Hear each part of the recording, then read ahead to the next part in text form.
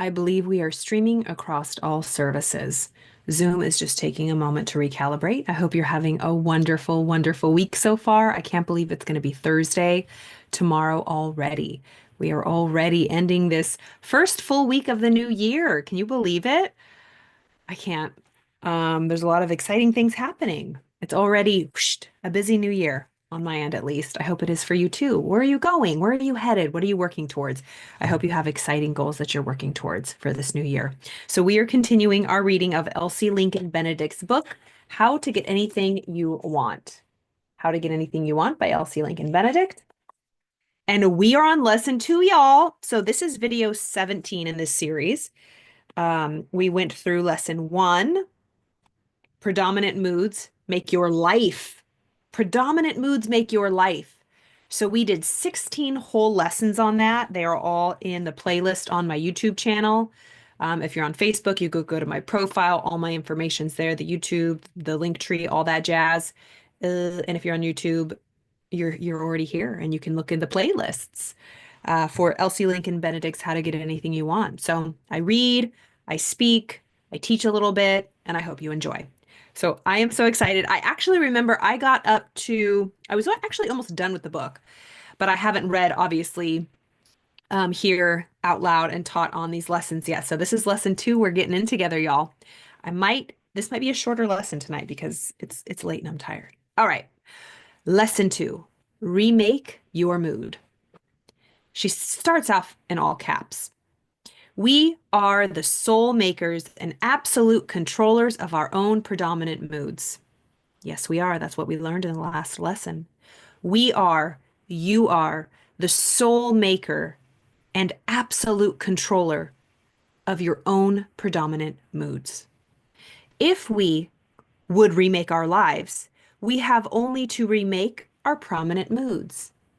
So she's saying if we want a makeover, if we want a life makeover, if we want to change anything, all we have to change is our mood. This, once you recognize its necessity, is a simple thing to do. So simple it seems unbelievable, yet so powerful it will affect your life for the better from the moment you try it. We are so constructed that we are so constructed that we rid the subconscious of anything we desire to be free of simply by reversing the process that put it there. By refusing to harbor and dwell upon further thoughts concerning it. This is so important.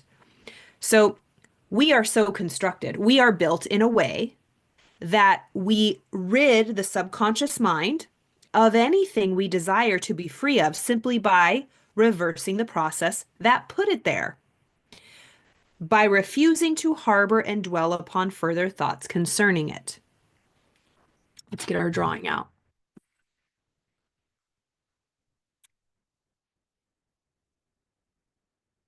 Get my screensaver. So I did some AI images a while ago, and I was just in a mood, and I was like, let's put one on. Look at this. I'm here for it. Look, just me in the desert looking like a baddie. Stay quiet, stay in power. That's my motto. Stay quiet, stay in power. All right. I just looked down at my phone, had to share. Okay.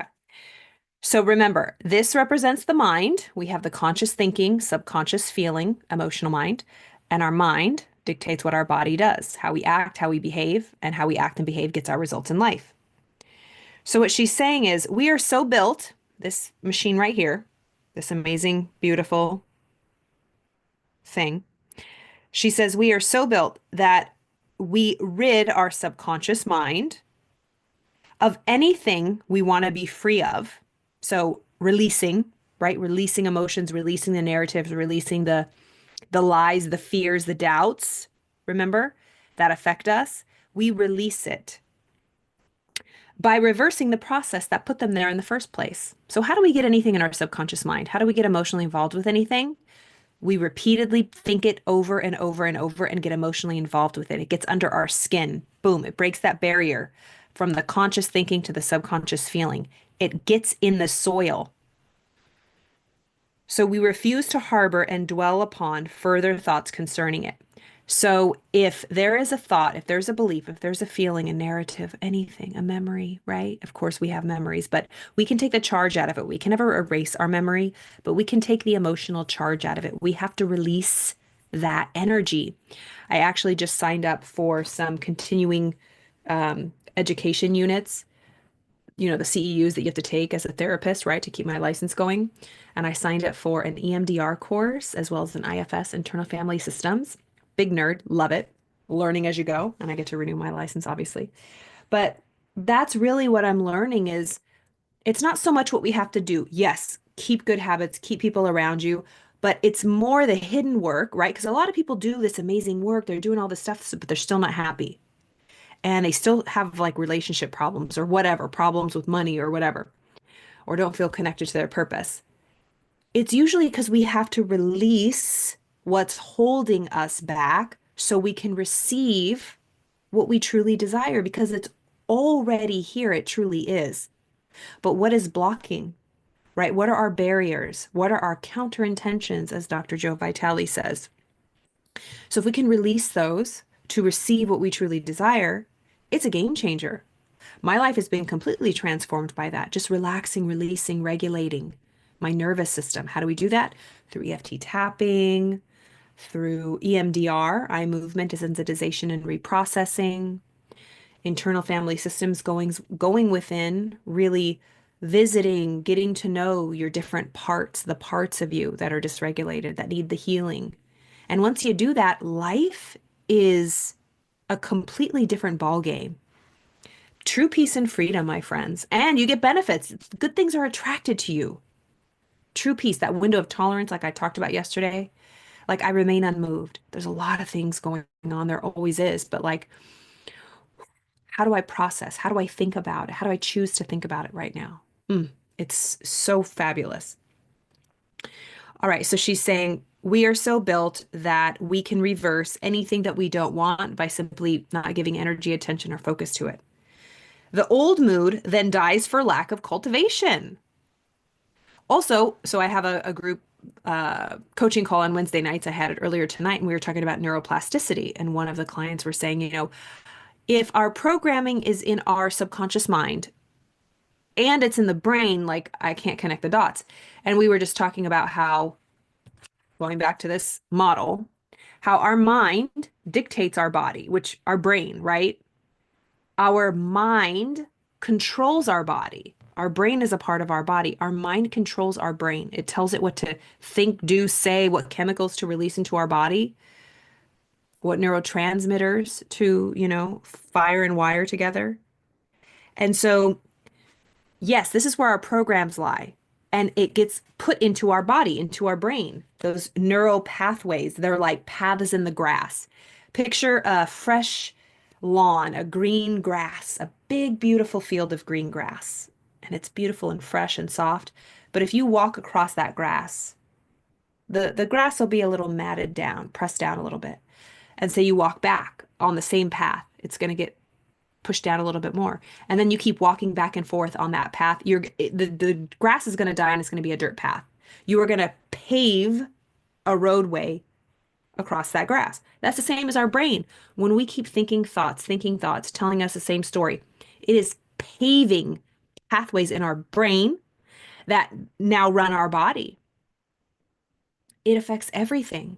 So what paths are we treading? What are we building? What is getting deeper and deeper? Is it positive, life-giving, hopeful paths that we go to regularly, or negative, destructive, constricting, fearful paths? So the old mood dies from lack of cultivation. So think about this.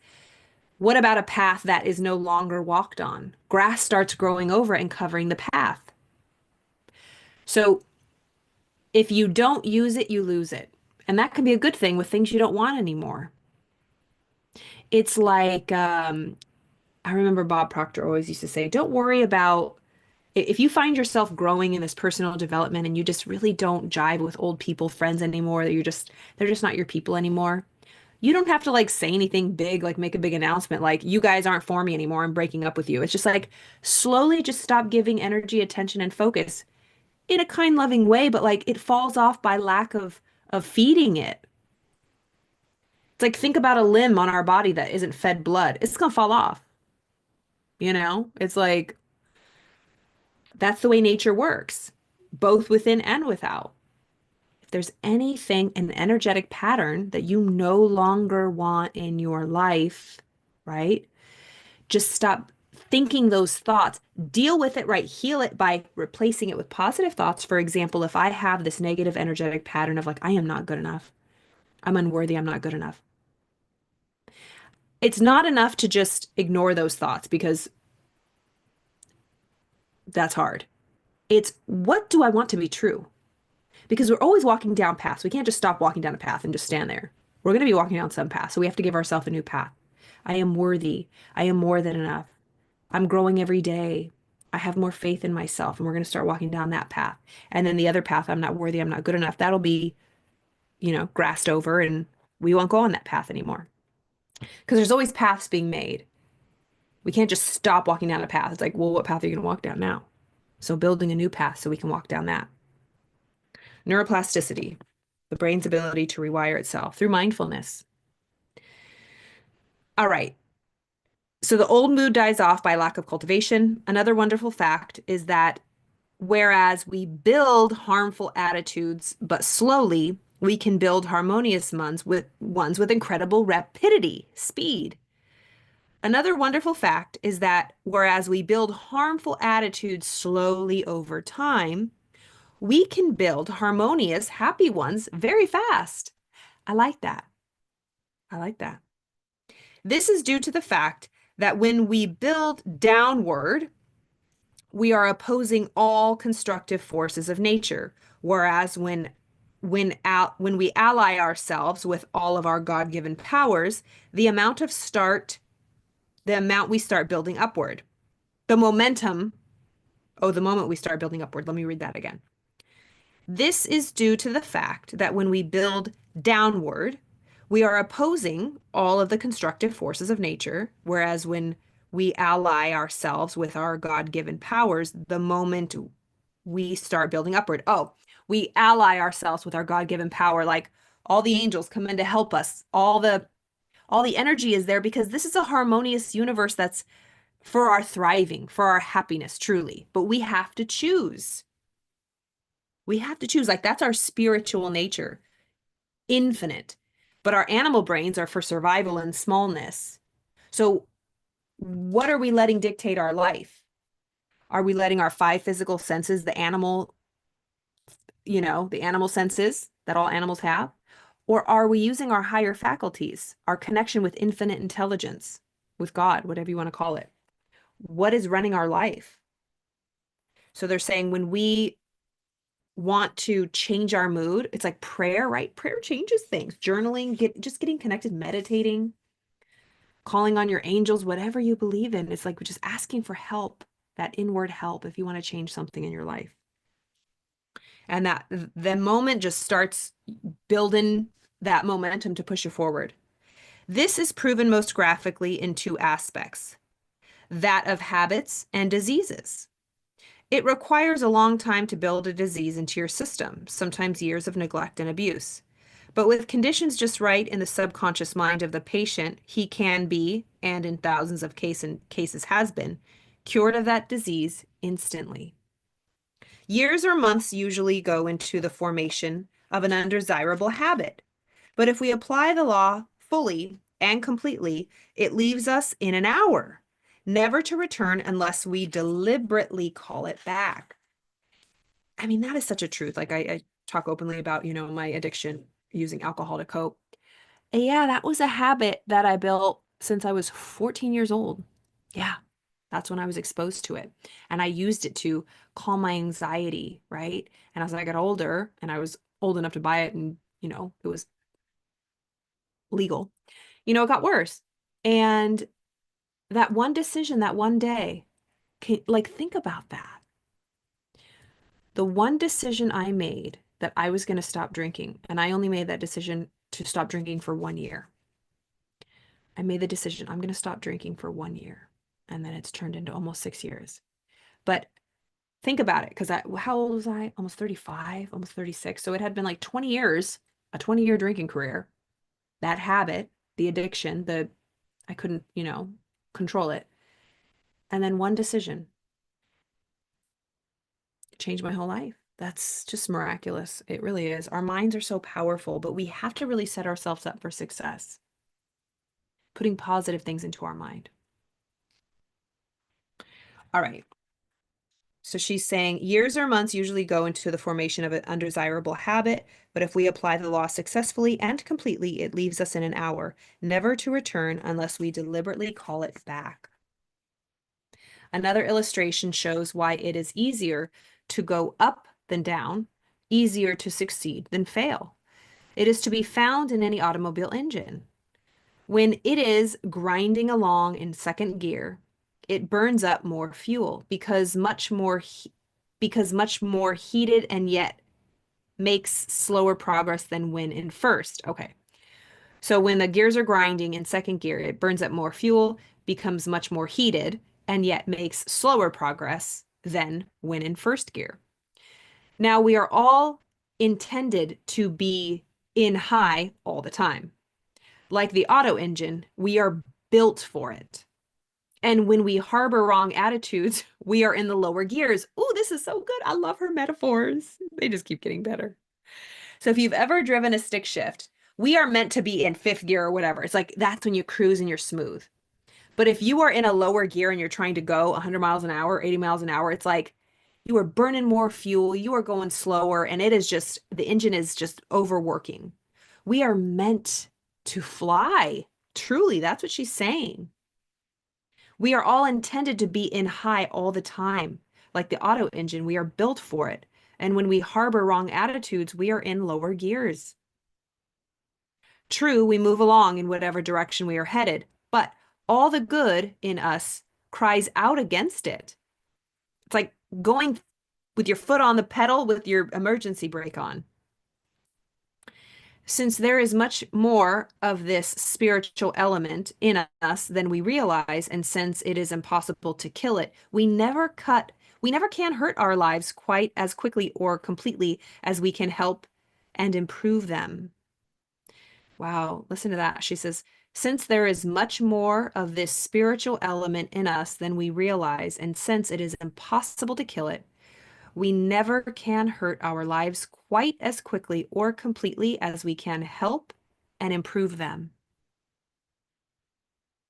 Yeah. And that's the hardest part because, like, when you find yourself in a tough spot, it's like, that didn't happen overnight. That didn't happen overnight?